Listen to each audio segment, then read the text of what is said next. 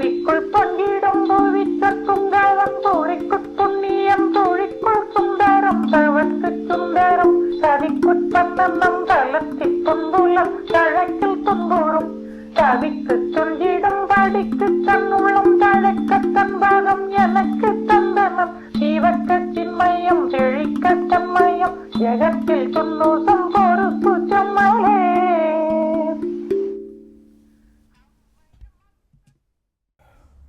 Om Namo Bhagavate Śrī Aruṇācala Navamaṇimālai.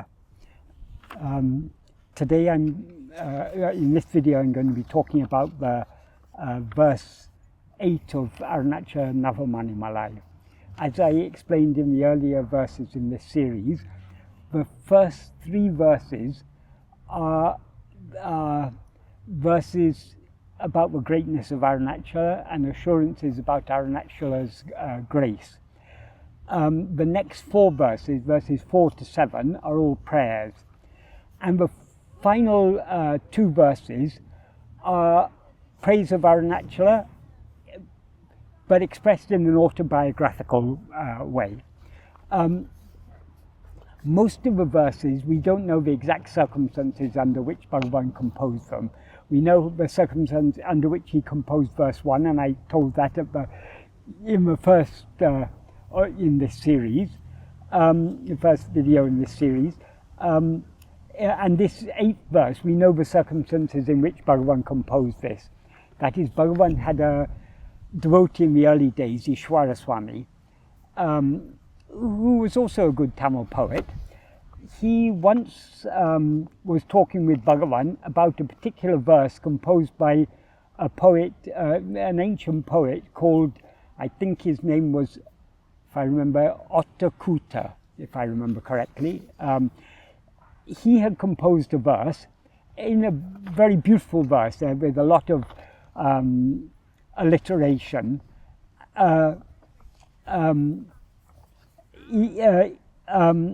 in which a king, I think it was the king of Lanka, had given him some gifts.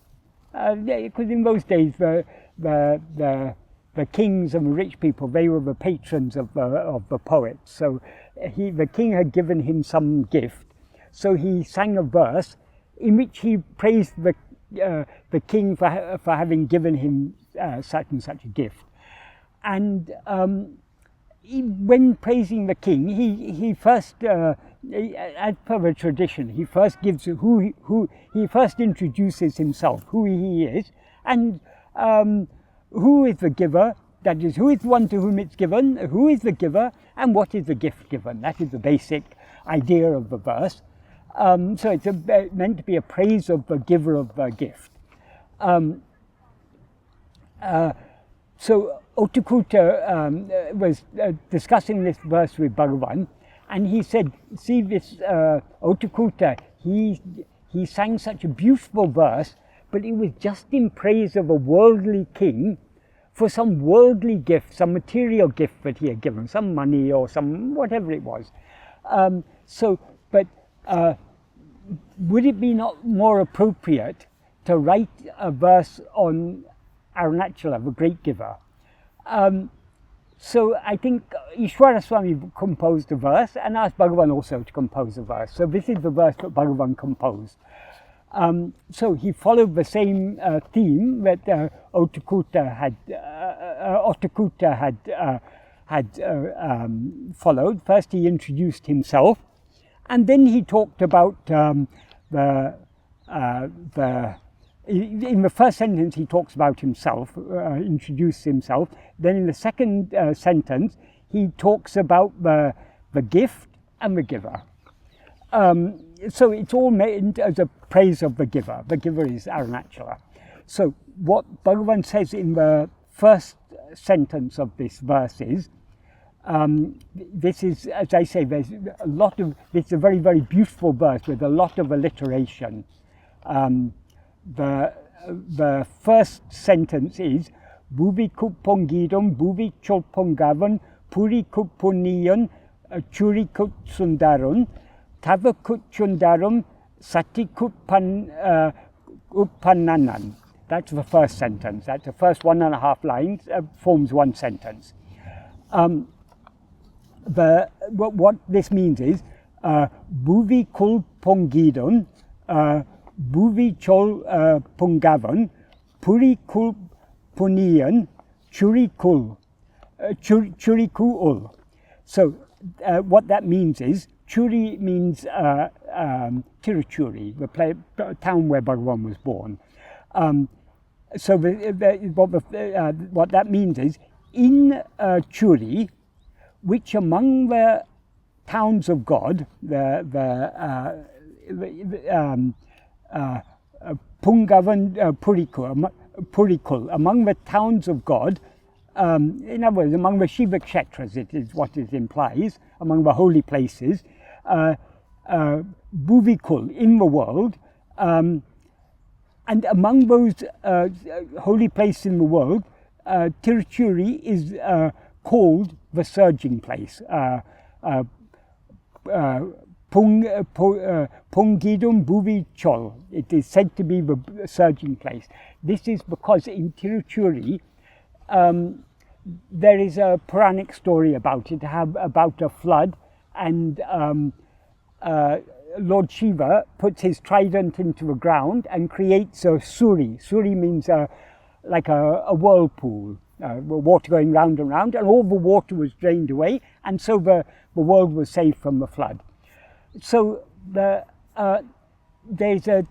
in the temple, in the big temple in Tiruchuri, Bhagavan was born just in front of that, or just in a house which was just facing one of the outer walls of the temple, just to the side of the temple. Bhagavan's house was directly facing that. In that temple there is a tank. A tank means a tirtham, a pond of water, where every year at a certain time in the year the water surges up at a particular full moon or something. I can't remember the exact details.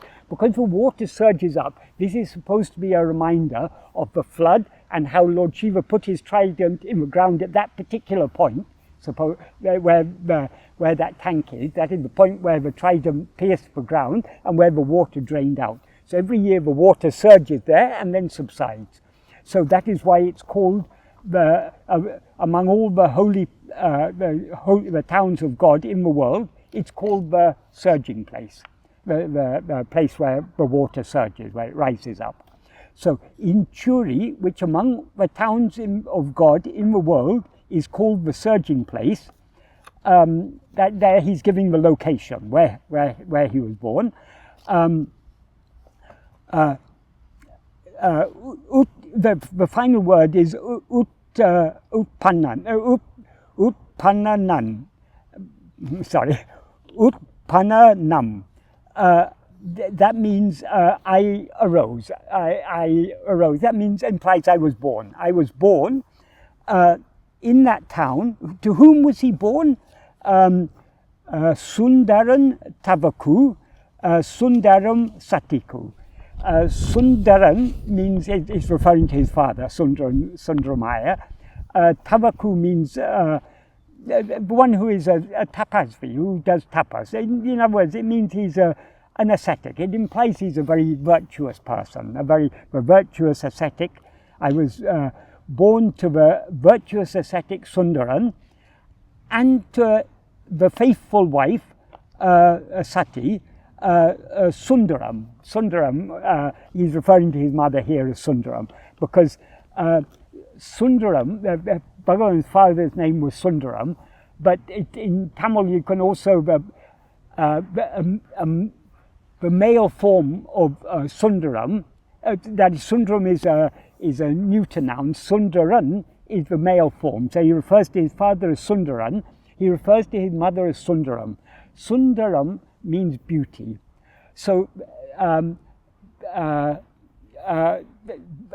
Bhagavan's mother, her name in Tamil was Arahu. Arahu means beauty. So her father and her mother, both, her father had his father's name was a Sanskrit word which means beauty, and his mother's name was a Tamil word which means beauty, which is why in the second verse of Arunachala Navamaṇimālai, Bhagavan sings, Arahu Sundaram Pol, like Arahu and Sundaram. Ahamum, you and I, Utru Abhinamai Irupom Arunachala. May you and I be non-different, unseparated, like Arahu and Sundaram. That can mean either like his father and mother were one, or like the Tamil word Arahu and the Sanskrit word Sundaram, they both mean beauty, so they are one. Like that, may you and I be one and inseparable, is what he implies there. So in this verse 8 of Arunachala Navamaṇimālai, he refers to his mother as Sundaram, which is the Sanskrit form of her Tamil name Arahu. So he was born. So the whole meaning of this sentence, in Churi, which among the towns of God in the world is called the surging place, I was born to the virtuous ascetic Sundaraṉ and to the faithful wife Sundaram.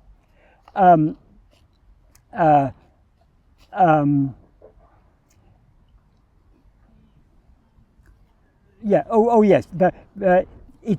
I said at a certain time of year that water surges up. I made a note of it here because every year in the month of Marsi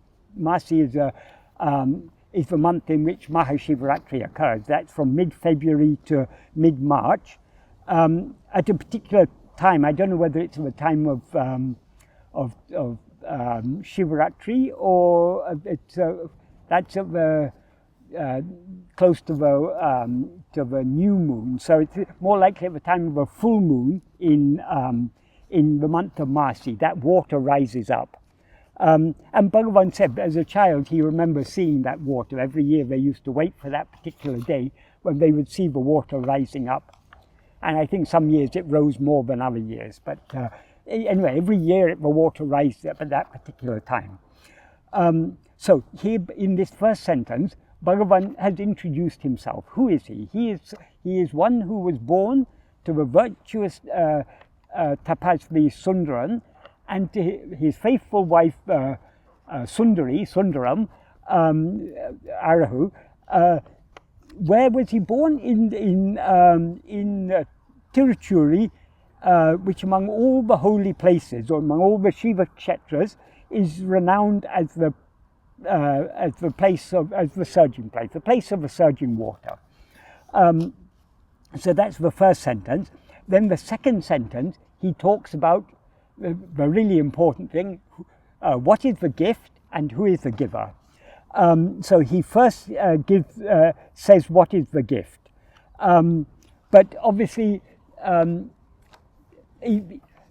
that is in poetry, you don't have to strictly follow the normal prose order.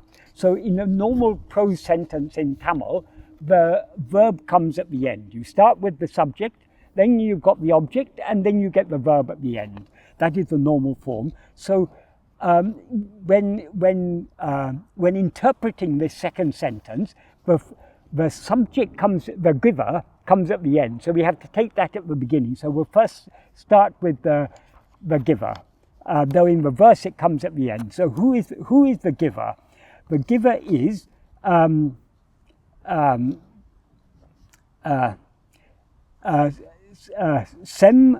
Porupu Semmalai. Sem Porupu means the red hill.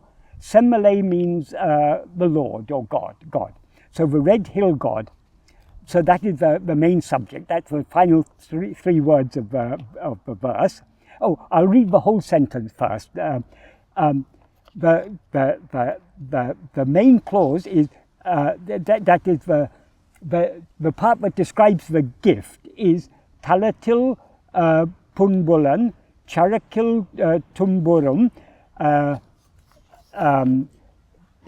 tavikkut tuñciḍum, paḍikkut taṉṇuḻan, taṛaikkat taṉpada, meṉakkut tandaṉaṉ.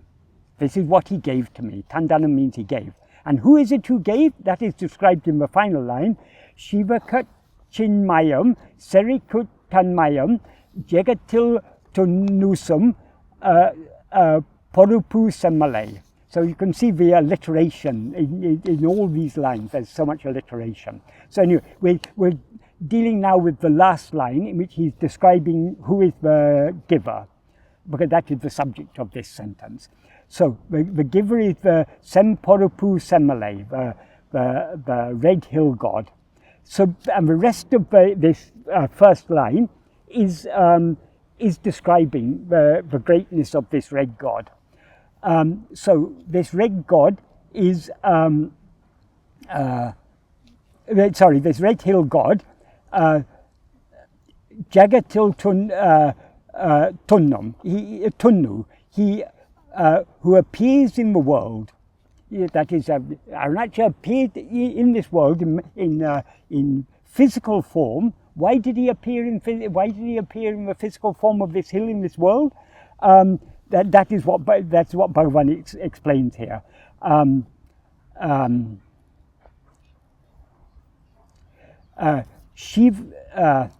Civakkac ciṇmayañ.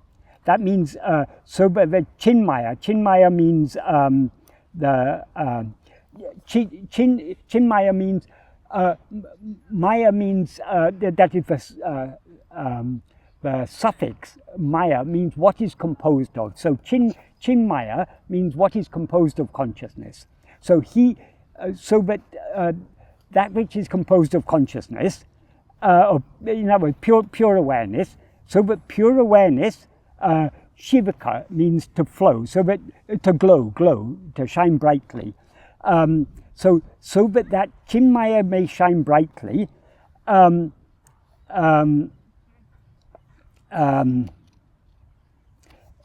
Who appears in the world, so that which is composed of pure awareness, the ciṇmaya, glows, and then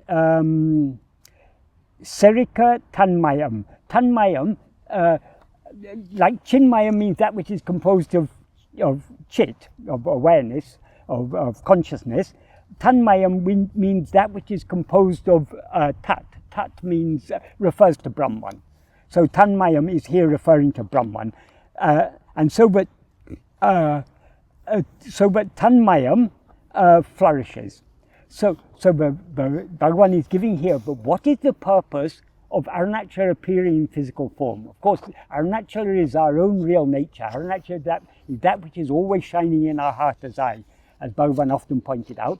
But Arunachala has appeared outwardly in the form of the hill. Why did he appear in the form of the hill? It is so that ciṇmaya may glow. What that implies is so that ciṇmaya may glow so brightly that it swallows everything. In two places, in the first verse of Arunachala Pancharatnam and in verse 27 of Aksharamulai, Bhagavan refers to Arunachala as the sun of bright rays that swallows everything in the spreading rays of its grace. That is, when we turn within and ego merges back into its source, that Arunachala is that sun of pure awareness that shines forth, swallowing everything. That is, when ego is swallowed, everything else is swallowed along with it, because all other things exist only in the view of ego.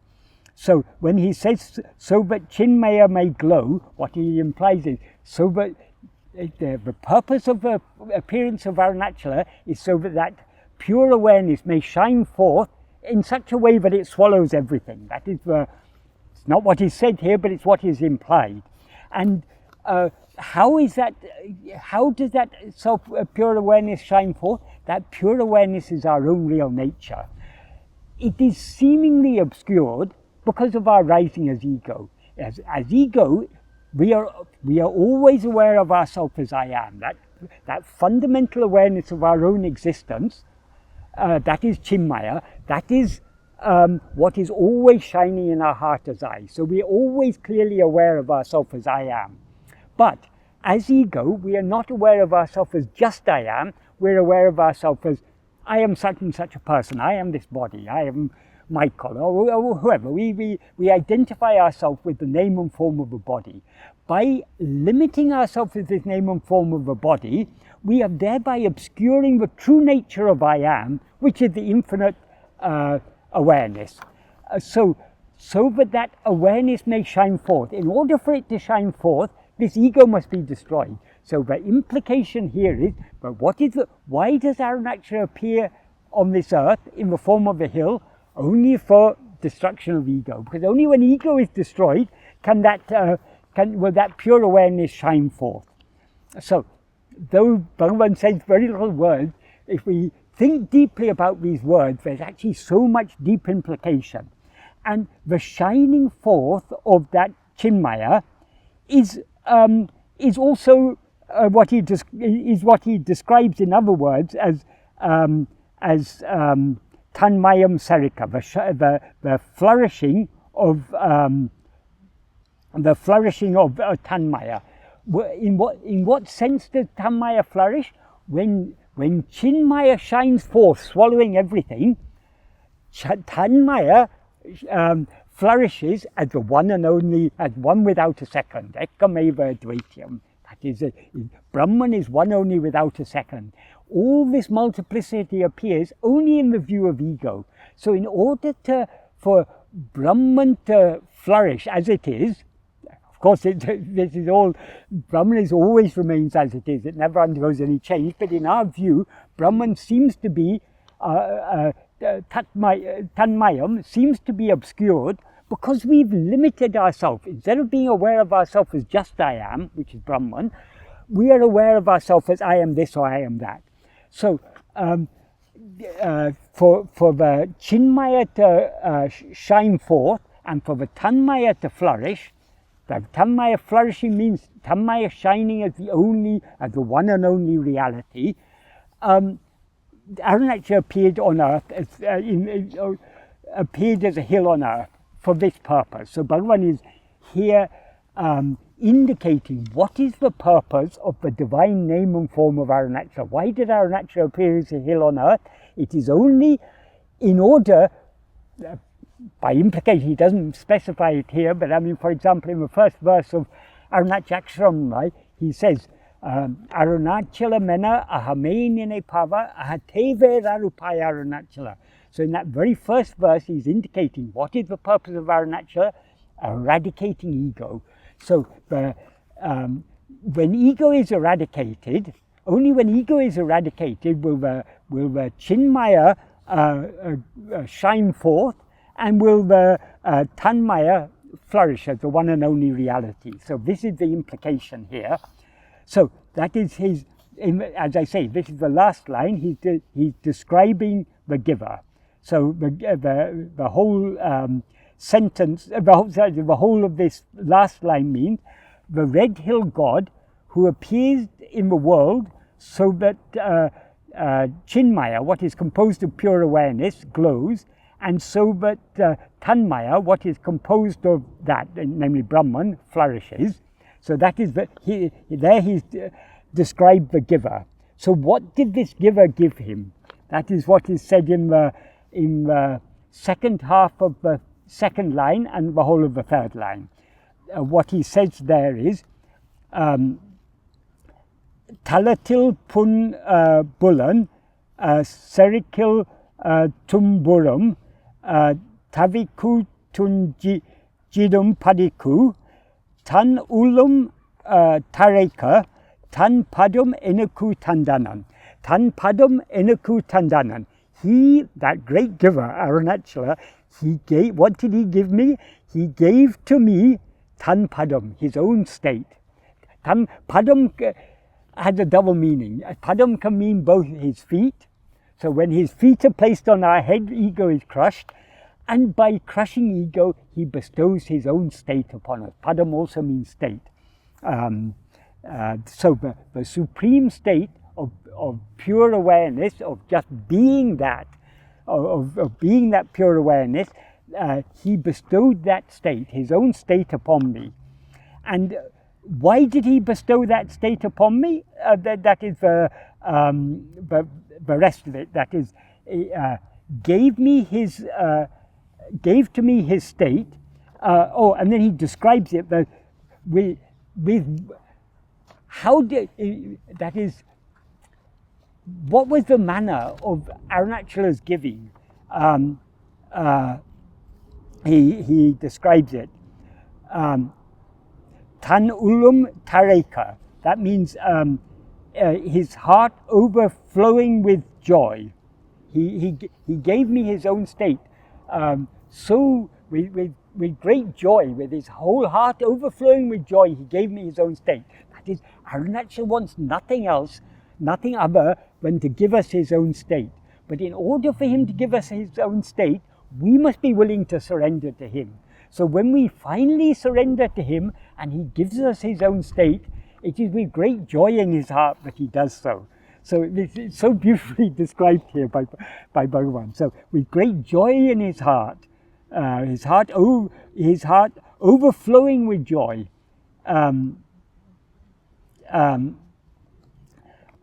So why did he give his own state? And why was he so overjoyed? Why was his heart overflowing with joy to give that state? So that the miserable distress in the wickedness of the vile senses in the world perishes. That is, he's here describing the state of ego. In the state of ego, we are in a miserable state in which we are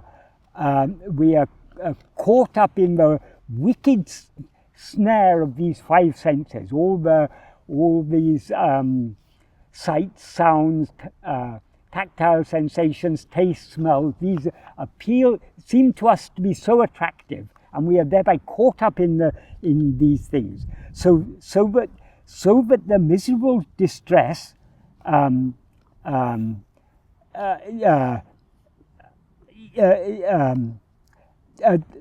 try and explain it word by word. Talattiṟ means in this world. Puṇbulaṉ means the vile or the very base, the very crude senses, the despicable senses. Caṛakkiṭ, in the wickedness of the senses. Tuṅbu, the distress, or the miserable distress. So that miserable distress and tuñciḍum paḍikkut, so that it perishes. So that the whole sentence means the red hill God who appears in the world so that ciṇmayañ glows and so that taṇmaya flourishes, gave me his state, his heart overflowing with joy, so that the miserable distress in the wickedness of the vile senses in the world perishes. So we can slightly expand that. God in the form of what this implies is God in the form of the red hill Arunachala, who appears in the world so that ciṇmayañ, that which is composed of pure awareness, glows. How does it glow? The implication is glows so brightly that it swallows everything else in its infinitely clear light. And so that taṇmaya, that which is composed of tat, namely Brahman, flourishes by shining as one without a second. He gave me his state, his heart overflowing with joy, so that the miserable distress by implication of my life lived in the wickedness of the vile senses in the world perishes. So to bring an end to this ego state in which we live ensnared in these five senses, so that perishes, he, with great joy in his heart, he gives us his own state. But Bhagavan is saying he gave him his own state. The same Arunachala who gave to Bhagavan his own state, and that Arunachala is Bhagavan himself, of course, because Bhagavan and Arunachala are one and the same. He is, why did he appear on earth in the form of a hill? And why did he appear on earth in human form as Bhagavan? It is only to give us his own state. And why does he want to give us his own state? Only to bring an end to the miserable condition of ego, where we are caught up in the wickedness of these vile senses. Why are these senses so vile? Because when we rise as ego, take this body to be I, and we enjoy and we see all these things through the five senses. We see so many sights and sounds and all these things. All these, what is it that we are actually seeing? All this is nothing but ourself. But instead of seeing ourselves as the one infinite ocean of pure happiness, pure love, pure being, pure awareness, we see ourselves as all this multiplicity. And some things we like, some things we dislike. And we get caught up in all the likes and dislikes and so on. And this is a miserable condition we are in. We, the one infinite happiness, now seem to be this finite ego who is constantly begging for happiness, trying to seek happiness in this little pleasure or that little pleasure. We have debased ourselves, seeking happiness in the trivial things of this world, when what are all these things? They are nothing but ourselves, but we are seeing as all these things. And why do we see ourselves as all these things? Because we have limited ourselves as the form of this body. So this is a vile, evil, wicked, despicable state. So Arunachala appeared in the form of a hill and in the human form of Bhagavan only to put an end to this, to give us his own state, so that Ciṇmaya may shine forth, swallowing everything else, and so that Taṇmaya may flourish. Of course, Ciṇmaya and Taṇmaya are one and the same thing. This is all in poetry. He's describing the same thing in so many different ways. So the flourishing of Taṇmaya and the shining of Ciṇmaya is a description of the state that will remain, of taṇpada, of his state. That is the state in which an end is put to the ego, which is is caught up in the wickedness of these five senses. When this ego is destroyed and we are established in his state, that is the state in which Ciṇmaya flourishes and Ciṇmaya glows and Taṇmaya flourishes. In other words, the state in which our real nature shines forth, swallowing everything else. So Bhagavan indirectly, he's praising Arunachala, pointing out what is the purpose of Arunachala's appearance as a hill on earth. We can infer from this, since Bhagavan is none other than Arunachala, Arunachala himself is because Arunachala has always been teaching this in silence. Bhagavan was able to understand the silent teaching of Arunachala, so he turned within and he merged back within. That is, when I say Bhagavan here, I mean Venkataraman. That jiva that took itself as I am Venkataraman was such a mature jiva that it was able to understand the silent teachings of Arunachala. The mere thought of Arunachala turned his mind within, and with the aid of that intense fear of death bestowed upon him by Arunachala, he turned his mind within and surrendered completely to Arunachala.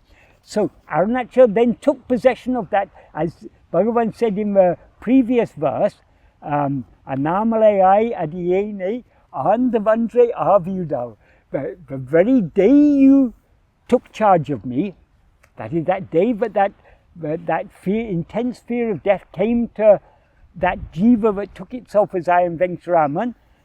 When that fear of death came, that jiva, that ego turned within and merged forever back into its source.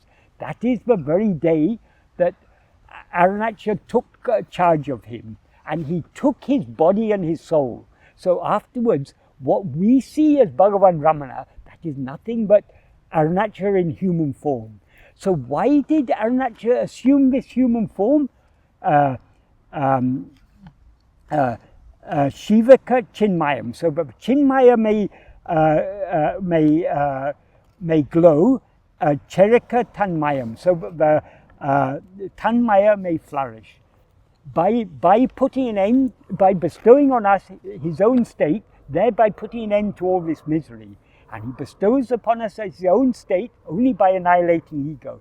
So Bhagavan, in this verse, he reveals what is the purpose of Arunachala, and indirectly why Arunachala has appeared in the form of Bhagavan. That is, it is the same Arunachala who bestowed his state upon Bhagavan, who then took possession of that, of the body and soul that was Venkataraman, and transformed it into Bhagavan. And as Bhagavan Ramana, he gave us these beautiful teachings so that this Ciṇmaya may glow and Tanmaya may flourish by his bestowing upon us his own state. So though Bhagavan here, though this is autobiographical, Bhagavan is, because Bhagavan is the self of each and every one of us. He's not talking about but his own biography, he's talking about our biography. What is the purpose? Why has Bhagavan appeared in our life? It is only to bestow upon us his own state by annihilating ego, who's caught up in this vile state of the five senses, the vile and wicked state of the five senses, so that may all be put an end to. He will give us his own state, and then the Ciṇmaya will shine forth, swallowing everything, and Tanmaya will thereby flourish. Tanmaya and Ciṇmaya, as I say, they are one and the same thing. So Bhagavan is not only writing his own biography, he's writing our biography. But in order for our biography, he's writing our future biography, we can say. But in order for our future biography to unfold, we need to surrender ourselves completely to him. Only when we surrender ourselves completely to him will he take complete charge of us, as he implied in the previous verse. So what is required on our part is complete surrender. How do we surrender ourselves completely? We follow the path that Bhagavan has shown us by. That is, as Arunachala taught Bhagavan in silence and Bhagavan taught us in words, tirambiyaham, turning within, tanne dinamahakankan, daily means constantly, ahakan, with the inner eye, see yourself with the inner eye. So it's only by turning within and constantly holding on to self-attentiveness that we can give ourselves entirely to him. And when we give ourselves entirely to him, he will then bestow upon us his own state, so that the misery, or in such a way that the misery of this miserable state of being bound within the snare of these five senses should end, and thereby Ciṇmaya will glow and Tanmaya will flourish. Om Namo Bhagavate Śrī Aruṇācala Ramanaaya.